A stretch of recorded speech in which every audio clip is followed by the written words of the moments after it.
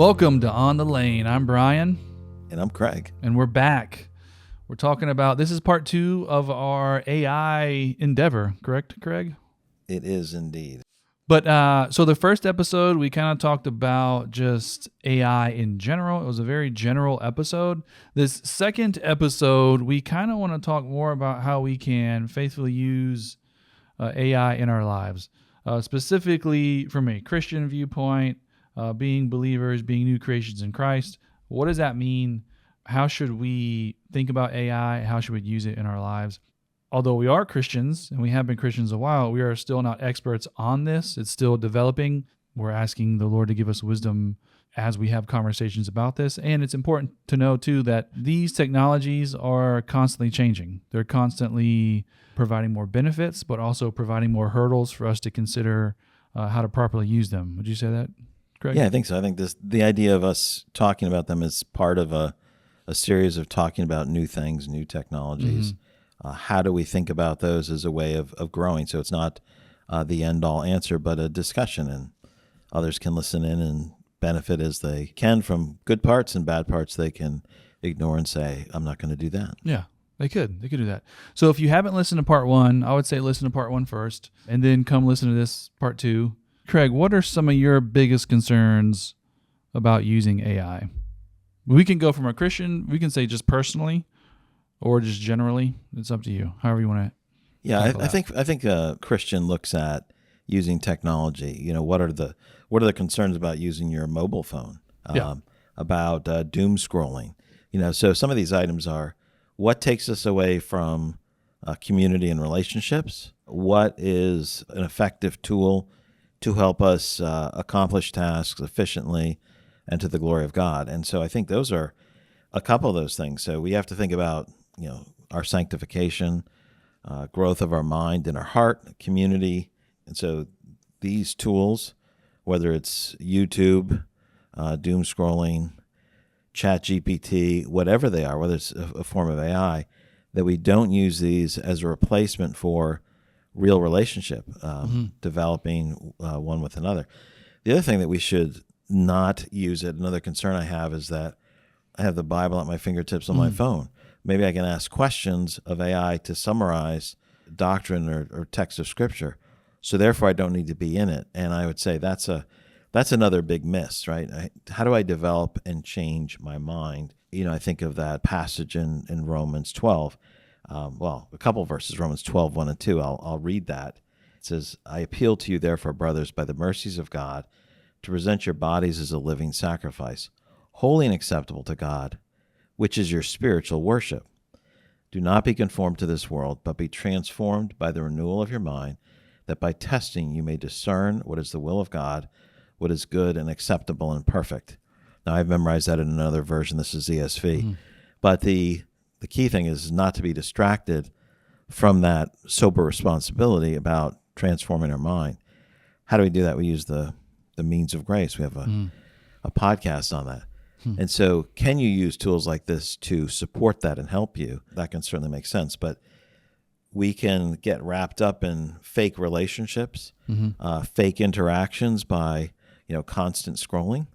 And if you look at how much time you spend on there, it's horrifying how much time you spent wasting on, doom scrolling. The same thing can happen with AI. And some people start developing relationships with some of the AI systems and having conversations as opposed to real conversations with people. And you can be more directive in there than you can with regular humans. And so I think those are some of the concerns. I think the other is losing creativity. Creativity requires, understanding structure of arguments, argumentation. And so if we start to outsource our brains, that's one thing. So we've long now had a device in our pockets or in our hand that we could query certain facts and data points. And so we can do that. It can tell us, it can route us to places. And when traffic gets busy, it can route us around. That is very efficient, right? That doesn't mean we shouldn't know how to use a map. I think we should know how to use a map. We should understand what geography looks like, because what happens when that's down for 5 hours or whatever? You still need to be able to use some of that. But I think it certainly makes sense to be able to use this tech that saves time, money, and effort. And provide some safety. So, on the creativity side, that you asked that question, which is pretty far-reaching. On the creativity side, if you look at the logo we have for On the Lane podcast, that was generated by AI. Mm-hmm. A lot of things put through. I think Micah ran those, came up with something that looked fairly decent. Yeah. And if you look at it in detail, you're like, this is a little odd, but we'll probably replace that with something that's hand-drawn. Mm-hmm. Well, maybe just, since AI is constantly making itself better, maybe we can just get Mr. AI, Mrs. AI to create a better logo in every the future. week. Yeah, like it just give us a better one of this. Every time it comes out of the logo, now take this logo and make it better. Yeah. And better. And maybe we could even, like a good prompt, like, hey, you're better than this. Make a better logo. Like kind of encourage it maybe. Yeah. What do you think? I guess you could. But I mean, those are some things. Like it was very quick. We got that up, and so maybe someone will create it. So that would be an option. So we don't want to lose creativity in things that are beautiful, or like you could always play synthetic music at church, or you can have real musicians play them. I think those are. I know there's some churches that they don't have enough people to play, and so they play some recorded music, and I understand that.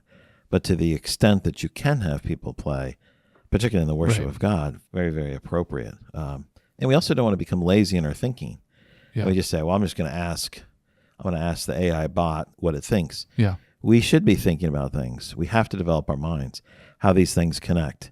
And just because AI may spit out something more quickly, that doesn't make it right. Right. It doesn't make it faster. And yet we can use it to pull things up readily. Right. If you think about doing involved Bible study, several decades ago, we had books, Strong's Concordance. You lay that out, and you pull out Vine's words. You pull out the stuff. You need a huge desk, and you're flipping. And you're spending a lot of time flipping, moving, and stacking your books. Whereas now, you use tools where it's like at your fingertips. You can dive to the next level, and so you can get 3 times as much done, 2 times as much done.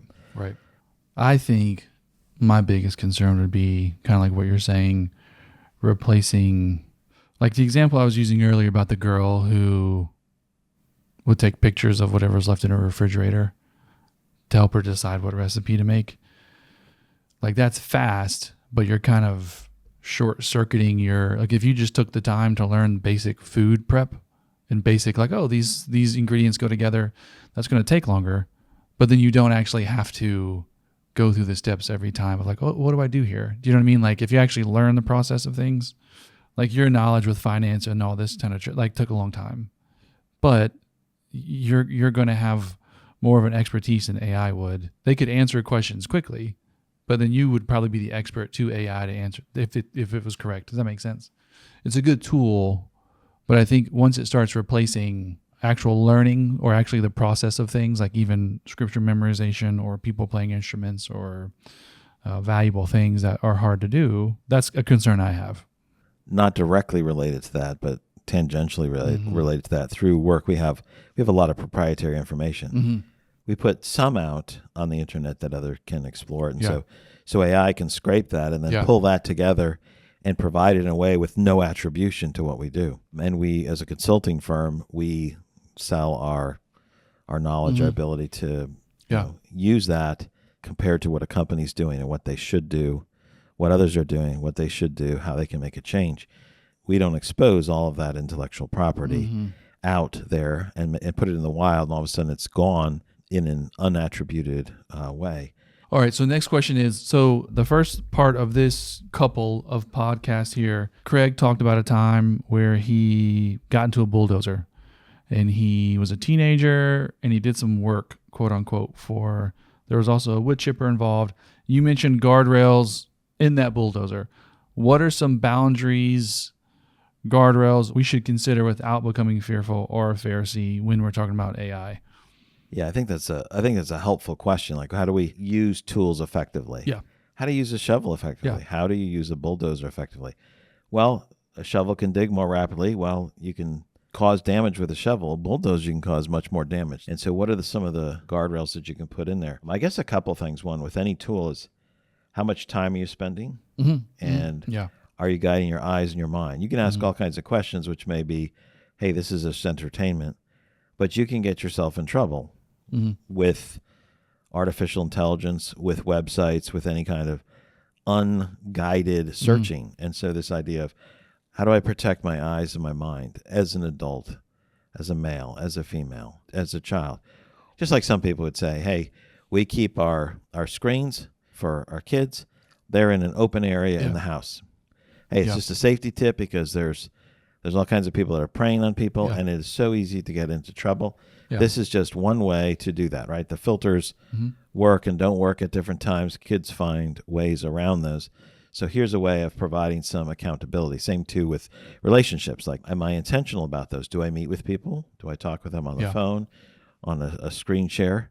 Or do I replace those relationships with anonymous chats in internet rooms, or with not even another human? And I think the other guardrails is like when we ask and we give account for our time, what are we doing with our time? What do we do with our money? What do we do with our relationships? That should factor into what do I do with my phone, my computer, the use of AI, the tools I use. Am I stewarding those properly? I think everyone may have a different answer for it, but everyone should be asking that question is, what is the right thing for me to do with that? And you ask the people around you in your house. Hey, am I spending too much time on this? Yeah. You disappeared for 20 minutes going like this with your thumb. There's a book I read recently. It's called Tech Wise Family, and it's by a guy named Andy Crouch. I don't know if he's a pastor or if he's just kind of like one of those, maybe he's an elder in a church and kind of writes. But the way his family did it is 1 hour a day, 1 day a week, and then 1 week a year, it'd be like tech free. So it was like 1 hour a day, there was no technology, 1 day a week, and then 1 week a year, they would put up the phones and the computers and everything. I think boundaries are too, is not going into, hey, I'm just going to play with this technology with no end goal, with no process. What am I trying to do? Here I'm trying to learn. How can I learn about this? How can I learn about this in a safe way? How can I start to experiment and play with this basically? How can I pilot or test things and then do it safely? And what am I doing? What am I expecting? Here's another question. So how can we gain facility in the use of AI in a careful manner, or how can we use AI for good? I do think, though, my background being a teacher, so I think a lot of tech hijacks learning. And so with the Zoomers coming in, well, why do I have to do this mundane task? Part of life is kind of doing mundane tasks and finding joy in that, right? Like even if I think of ministry, I think ministry of a lot of just like when you go to the jail or you go to the retirement home or you go somewhere, most days are just mundane. Well, I mean, freeing up time does not just mean now I can amuse myself more of the day. Right. And you know, it's been probably 40 years since Neil Postman's Amusing Ourselves to Death came out, but stewardship is not just free up time to go play all the time, right? And it's like, it's one thing to say, hey, I can have free time, I have freedom to do certain things, to now I'm doing unproductive things and dawdling, you know, whatever, frittering away, 8, 10, 12 hours a day or whatever it happens to be. So learning, plan to learn, read some things. There are some videos you can watch about how AI works, how to use ChatGPT or Copilot. There's a number of free versions that are out there. There's other versions that cost, $10 a month to play with some systems. And I think it's useful to learn, do some careful experimentation, set up some specific tasks or activities that you want to do. Use some generative AI to create some writing, maybe using your materials to say, write this in my style. Play with it as an adult. Maybe that makes sense. But what do you want to do? What approach will you use? I want to, maybe I have a hard time scheduling all these people to an event, and we've got some online tools, and maybe you use it to say, hey, take all the emails people send in, and it finds times that work for them, and you don't have to spend time. And, part of using AI is understanding how it works, and asking the right types of prompts, and feeding it and learning to train it. So understanding how the tool works matters. It can't just be a black box. It's like, I don't know how this bulldozer works. I just press and move everything that I can move and see what happens. So there needs to be some knowledge about how these work so that you can be more effective and effectual with what you're doing there. And what is your ultimate goal? I'm stewarding my time, free up time for more relationships. I'm able to dig into the Word better. So now let's talk about jobs. What jobs do you think AI will replace other than taxi driver, since we both have driven in a Waymo or ridden in a Waymo? There are many, many, many tasks that will be taken over by artificial intelligence. And many of them are there already. Yeah. And many of those are good things, like getting rid of individual tasks.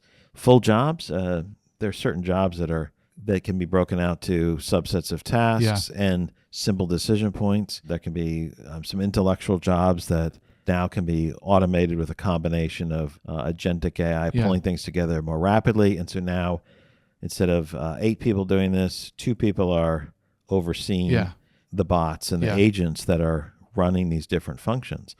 So there are certainly many, many tasks that will be done away with. Some jobs will be done away with, and there's certainly new jobs that are coming up. It depends on if most of your job is done away with, how disruptive that will be. Mm-hmm. But if you are really great working a shovel and there's a bulldozer, learn those tools that are more effective. Mm-hmm. Like that is very essential. That's very, very good stewardship. It's not wrong to use the bulldozer. Mm-hmm. It's not wrong to be good with a shovel, but they apply in different situations. I was just looking up what year. You've seen the movie Terminator, right? I have. So in Terminator, Skynet takes over in 1997. So that's when the robots take over, 1997. I thought it was like 2030 or something, but I was off. So what year, if we could get a bold prediction today, what year will robots take over? Will robots take over? Yeah. What do you mean by taking over? Like in Skynet, like with the Terminator.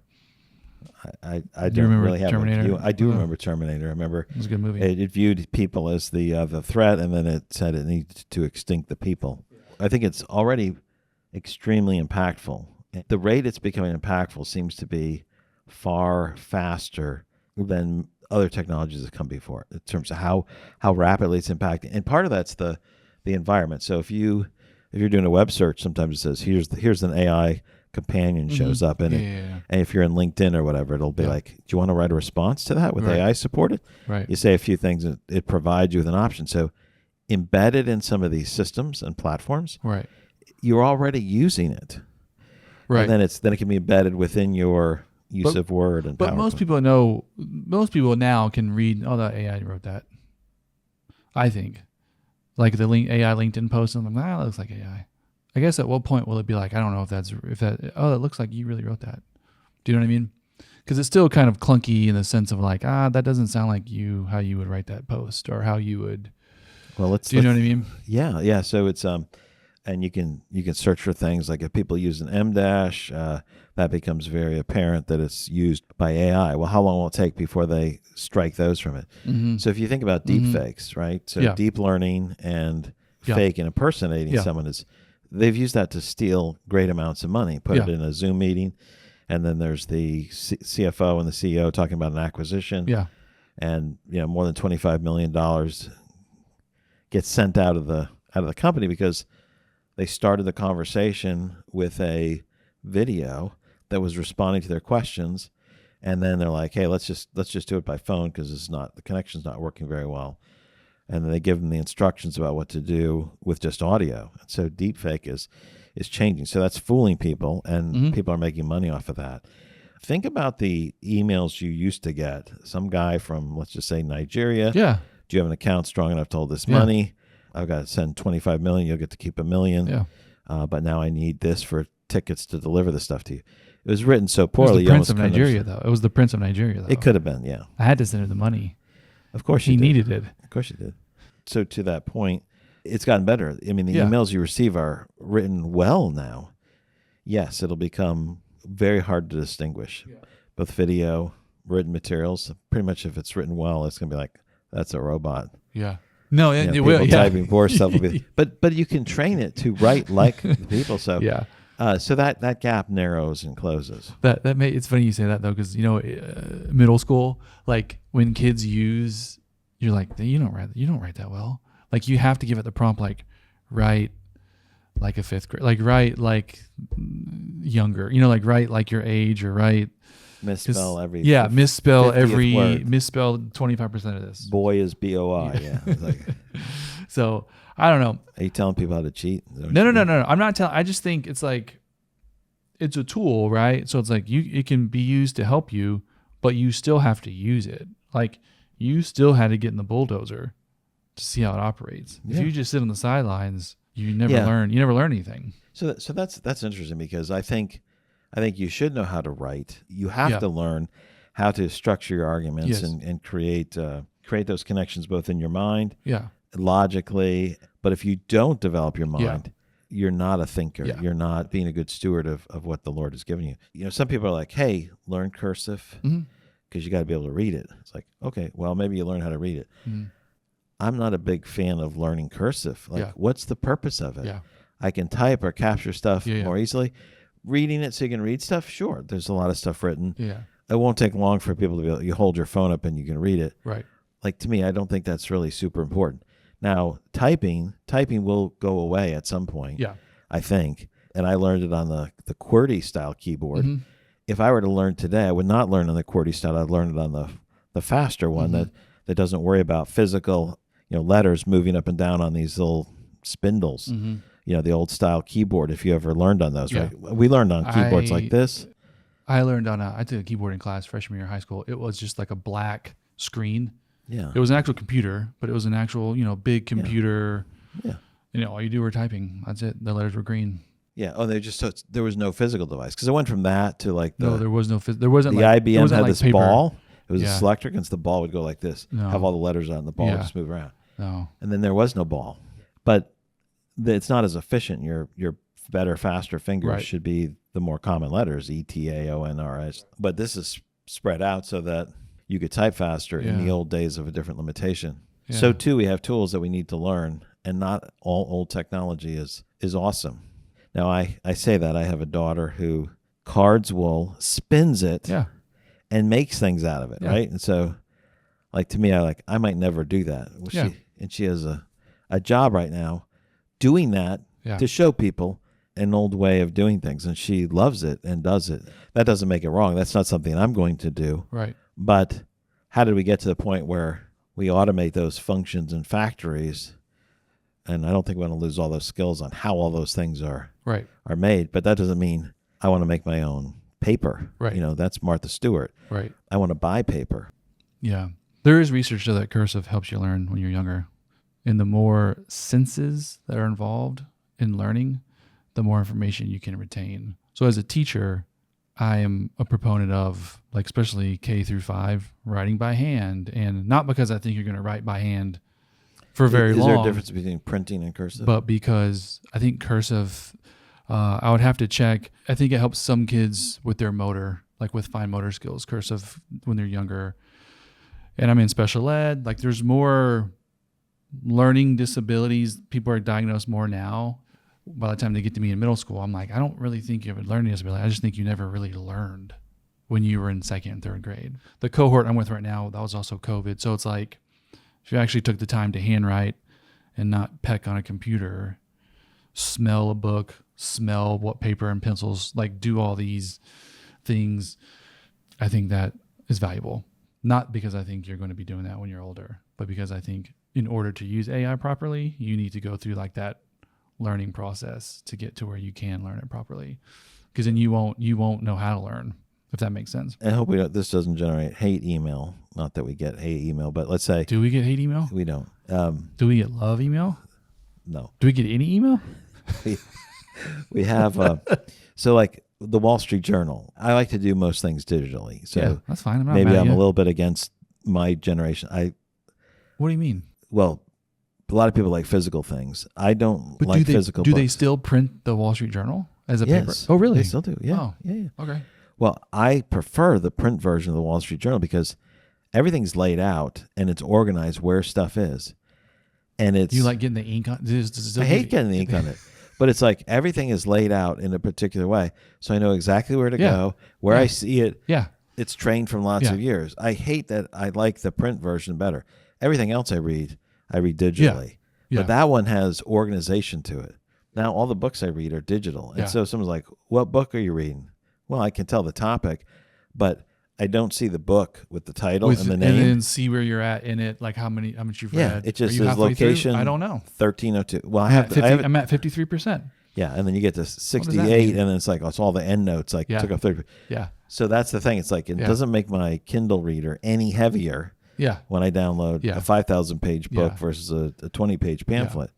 I prefer paper, a lot of things, but I like like you're saying, how easy it is to have it on your iPad or your Kindle, like just moving it. I'm like, but I still like paper, but I don't use it as much. Yeah, and to the extent when you're listening, if you're typing or if you're doodling on it, it does help reinforce things. But if I'm trying to write a paper, writing by hand, No, I'm way faster not typing. No, yeah. Well, this has been a good discussion. Do you have any more to talk about? You want to talk about more, or?